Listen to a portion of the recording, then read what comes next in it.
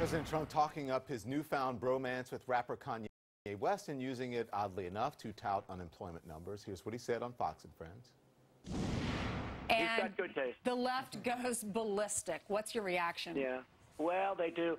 You know, I have known Kanye a little bit, and I get along with Kanye. I get along with a lot of people, frankly.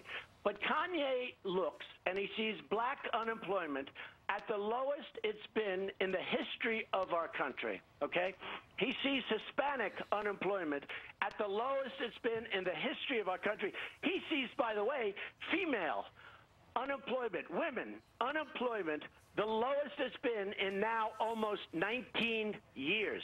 He sees that stuff, and he's smart. And he says, you know what? Trump is doing a much better job than the Democrats did. Okay, so let's bring in the political commentators Anna Navarro and Tara Setmeyer, Republican strategist for Michael Singleton. Also, Stacy Washington is a nationally syndicated radio host. I just have to get some facts out here before I go to you guys, okay? Because you mentioned a lot of things, and the host there didn't check him on it. Black unemployment peaked at 16.6% in April of 2010 when Obama was president. Then it fell by more than half to 7.8% by the time Obama left office in January of 2017. So it fell to 6.9 from 7.8, but Obama brought it down from 6.6 to 7.8. Unemployment in all categories that he mentioned are at historic lows. However, the trend of lower unemployment in all the categories began during President Obama. Black unemployment has been declining since April of 2011. Hispanic or Latino unemployment has been declining since November of 2010. Women unemployment rate, the women's unemployment rate has been declining since November of 2010. So those are the facts. You can discuss however you want to interpret those numbers. Those are the facts. But what do you think of the interview?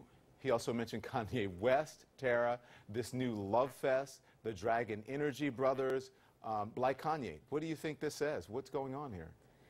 Listen, we all know that Donald Trump is motivated by who shows him the most praise. He's driven by an insatiable need to be adored. We've seen this with his praise of dictators across the world, from Kim Jong-un to Putin. If they say nice things about him, then he'll say nice things about them back. But what's curious about Donald Trump is that, you know, he is so racially insensitive. We've seen this. We've seen him make bigoted comments in the past about a number of people of color. But then there are the ones that he likes because they praise him. They give him credit. They like him. They talk about him in ways that makes him feel good. So he likes them. I mean, he also brought up Diamond and Silk and praised them as conservative warriors. I mean, we're talking about political minstrels here that go out there and support him and put on a shuck and jive show, and he thinks these are wonderful people and conservative warriors. It boggles the mind, but it's just consistent with how Trump feels. You know, these are the good ones in his mind. So, Sir Michael, Kanye's friend and fellow musician John Legend texted him, and I couldn't get enough of these texts today, trying to get him to change his mind. Legend said in part, he said, "I hope you'll reconsider aligning yourself with Trump. You're way too powerful and influential to endorse who he is and what he stands for. As you know, what you say really means something to your fans. They are loyal and they respect your opinion." And then Kanye tweeted, "I really appreciate this dialogue with John Legend because I'm actually very empathetic. I'm still the kid from the telethon. I feel when people think of MAGA, they don't think of empathy." And then adding that this is year one. We can't add empathy to MAGA by hating. We can only add empathy with love and time and truly hearing all sides. What do you say to that, Sir Michael? I mean, Don, I think that's a bit ironic, right? Because when you think about the president himself and Kanye West is talking about love, etc., that should come from the person at the top, right? I remember when Donald Trump was running for president, if you remember the African-American protesters who were attacked by individuals who were going to Trump rallies, and guess what? The president encouraged those attacks when there were protesters who protested rallies on the outside. He encouraged law enforcement to use force against those individuals. This is the same president who has stereotyped minorities from Africa, from South America. He's stereotyped African-American communities. He's stereotyped Muslims. So when you talk about love and you talk about empathy, he should perhaps direct that towards Donald Trump and not the people who are criticizing Trump and everything that he stands for. Yeah. That all sides thing, it shows a lack of awareness and nuance. Because remember, you know, there are good people on both sides. Like, you know, should everyone on all sides be heard?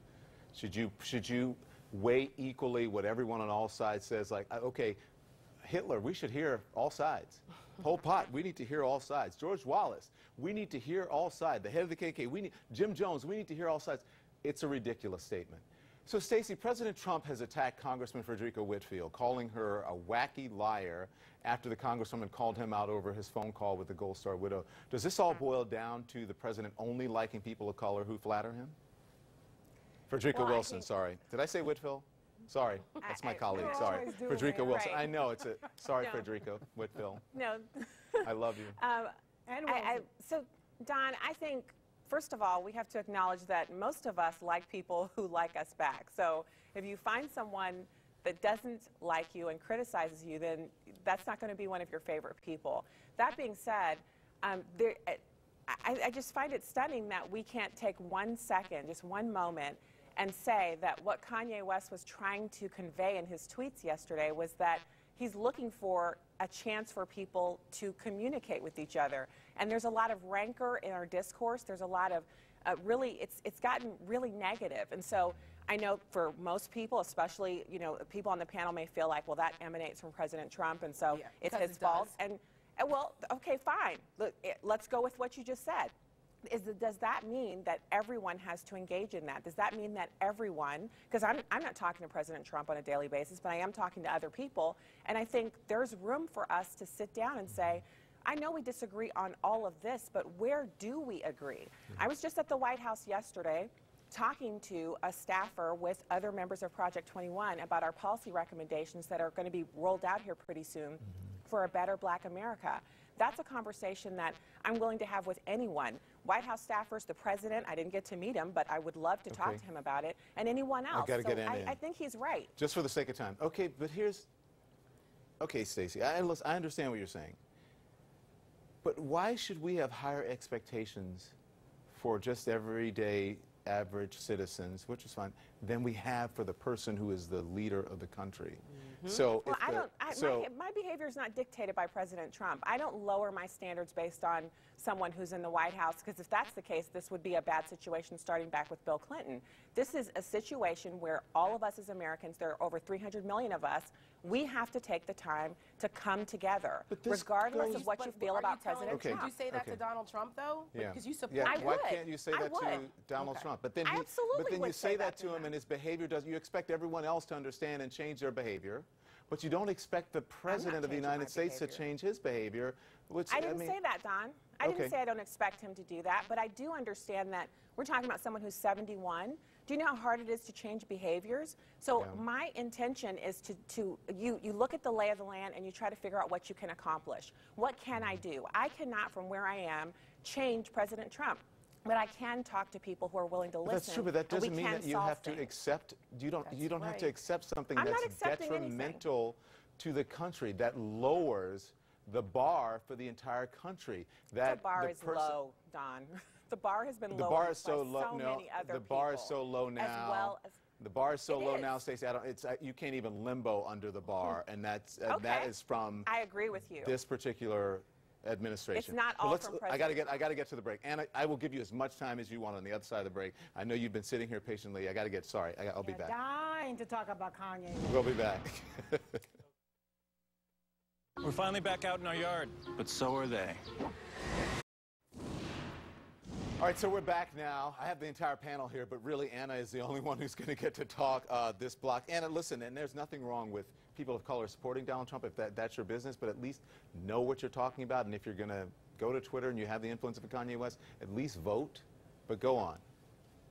Oh, look, I'm somewhat torn about this. First of all, you know, I almost think that talking about Kanye, I'd rather, you know, have splinters of wood put into my nail beds than talk about this, because I think there's just so many other things that are important. On the other hand, I think it brings out the point of people of color, people, you know, Hispanics, African Americans, frankly, transgenders, LGBTQ, all the people that have been under attack, it feels like, for the last year and a half under Trump, supporting Trump. I take umbrage, I take offense. I think it is unacceptable when somebody says to LeBron James, shut up and dribble. Therefore, I think we cannot tell Kanye West, shut up and rap. We have got to respect his right to have an opinion, even if we think he's lost his damn mind. Even if we think his opinion is ridiculous and crazy and he doesn't own a mirror.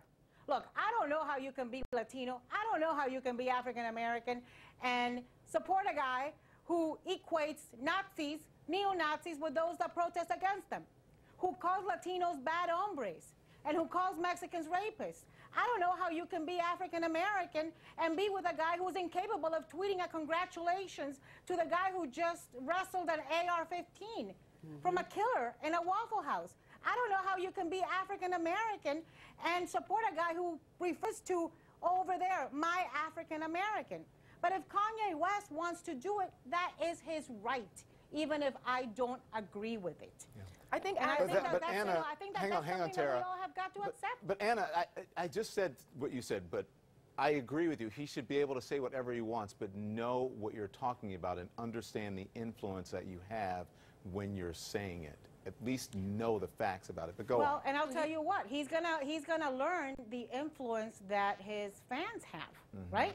When he loses fans on Twitter, when people start throwing away and not buying his products, when people start not attending his concerts. We have seen in the last year and a half since Trump has been president an amazing pocketbook activism.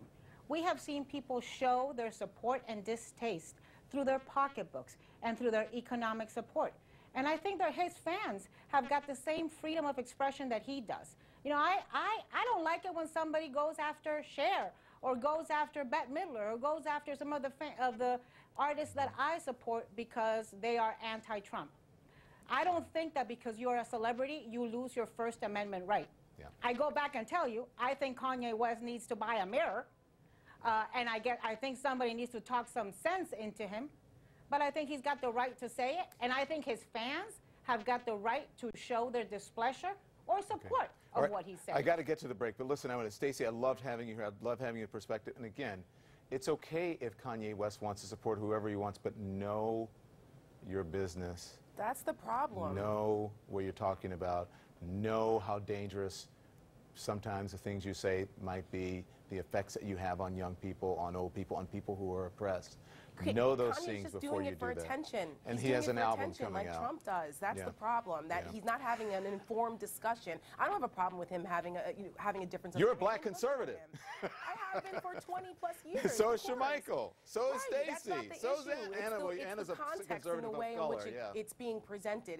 Kanye is a narcissist the same way Trump is, and he desires attention. Now he's the darling of the conservatives, but he wasn't when he said, you know, Bush hates black people. He's not a darling to me. He's not a darling to me. When I saw the tweet, I was questioning it. When he said George Bush didn't care about black people, the same people who are praising him now called him all sorts of names that we can't even say on television. I have to go. I'm sorry, Michael. Thank you, guys. That's okay, Don. Next time.